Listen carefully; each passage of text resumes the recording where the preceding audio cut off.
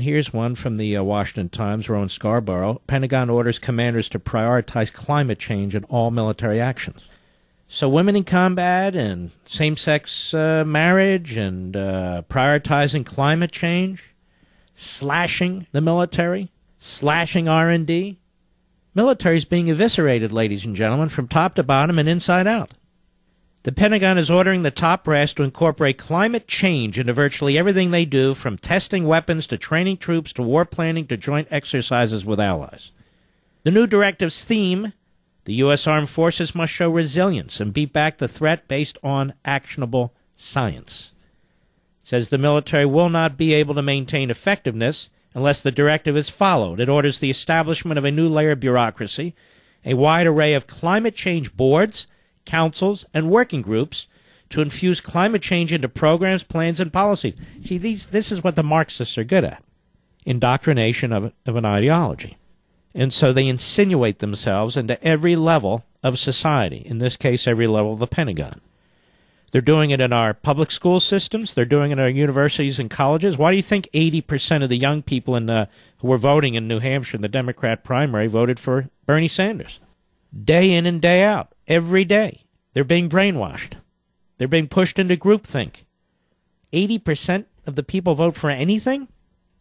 This groupthink, this pounding away, this brainwashing, this indoctrination, now it's going to be done at the military. They take on every aspect of our society. They try to devour it.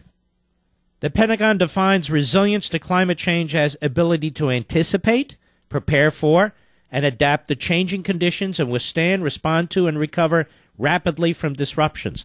So the Pentagon has been conquered not by the Russians, not by the Chinese, not by the Islamo-Nazis, but by the Environmental Protection Agency.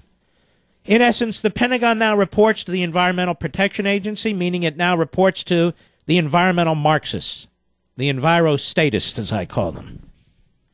The four-star generals and admirals, among them the regional combat commanders who plan and fight the nation's wars, the directive tells them, quote, incorporate climate change impact into plans and operations, and integrate DoD guidance and analysis and combat command planning to address climate change-related risks and opportunities across the full range of military operations, including steady state campaign planning and operations and contingency planning. This is written by some GS-11 in the bowels of the EPA.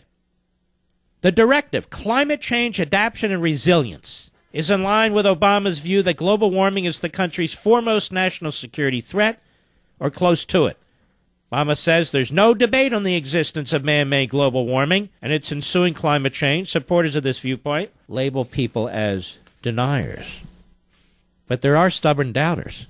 Climate Center in Colorado has said its researchers looked at decades of weather reports and concluded there's not been an uptick in storms. The UN came to a similar finding, saying there's not enough evidence to confirm an increase in droughts or floods.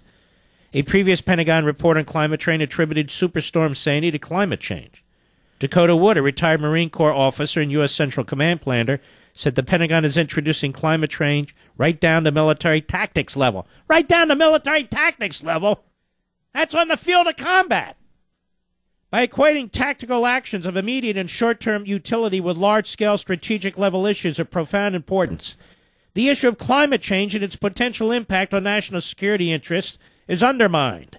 People tend to dismiss the whole what might be truly important because of all the little silly distractions that are included along the way. I don't even know what the hell that means. This is what's happening to America's military.